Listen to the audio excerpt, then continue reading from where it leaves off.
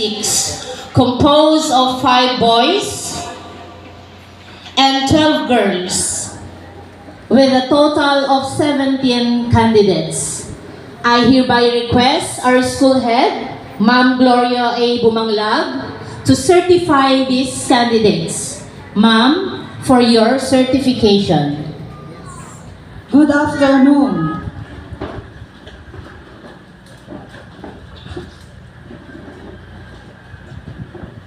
It is my singular honor to certify that these 17 candidates for graduation have satisfactorily completed the requirements of the Department of Education this school year 2025-2026. Ma'am, they now await your acceptance and confirmation. By the virtue